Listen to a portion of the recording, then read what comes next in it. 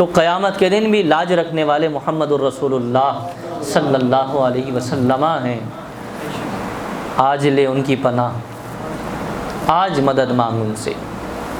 ہم جو ادھر ادھر پناہ کے لیے پھر رہے ہیں نا، یہاں سے نوکری کا انتظام ہو جائے گا تو دھکے کھا لیتے ہیں، یہاں سے عزت کا معاملہ بن جائے گا، چلو اس کی چوکھٹ پر ماتھا ٹیک دیں، یہاں سے میرے کام بنتے نظر آ رہے ہیں، پہلے یہ کام میں کر لوں۔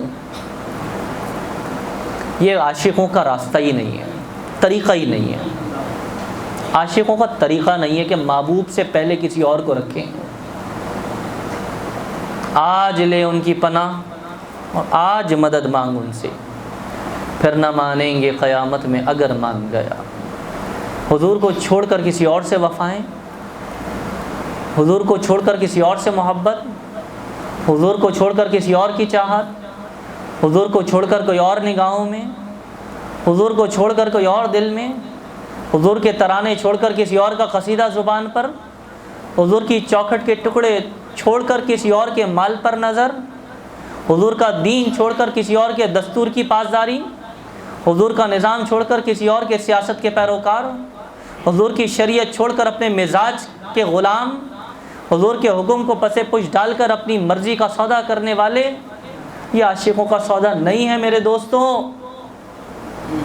عاشق کے لیے پہلے محبوب ہوا کرتا ہے اور وہ غور کرتا ہے کہ میرے محبوب کی ابرو کا اشارہ کیا ہے، محبوب کے لبوں پر مسکراہٹ آئے گی تو کیسے آئے گی، اور عاشق وہ کام کبھی نہیں کرتا جس سے محبوب کے ابرو پہ بل آ جائیں۔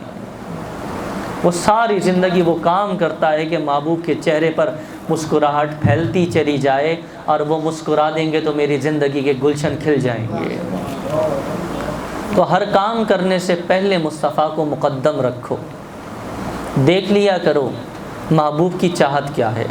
حضور اس کام سے خوش ہے، میں یہ کروں گا، حضور اس کام سے ناراض ہے تو میں ہرگز نہیں کروں گا، چاہے کتنا نقصان ہو جائے، ظاہراً کتنا نقصان ہو جائے، ایمان کا نقصان سب سے بڑا نقصان ہے۔ ظاہراً کتنا بھی فائدہ ہو رہا ہو، لیکن حضور کی غلامی میں ترقی مل جائے، اس سے بڑا فائدہ دنیا کا کوئی نہیں ہو سکتا۔ تو جب قدم اٹھائیں سوچ لیں، جب سانس لیں سوچ لیں، جب لقمہ اٹھائیں سوچ لیں، کوئی بھی کام کرے سوچ لیں کہ میرا محبوب کس فعل سے کس عمل سے خوش ہوگا۔ بس غلام کا کام ہے کہ آقا راضی رہے۔ غلام کی اپنی مرضی، غلام کی اپنی مرضی، غلام کی اپنی مرضی نہیں ہوتی، وہ محبوب کی اداؤں میں ڈھل کر اپنی شناخت بناتا ہے۔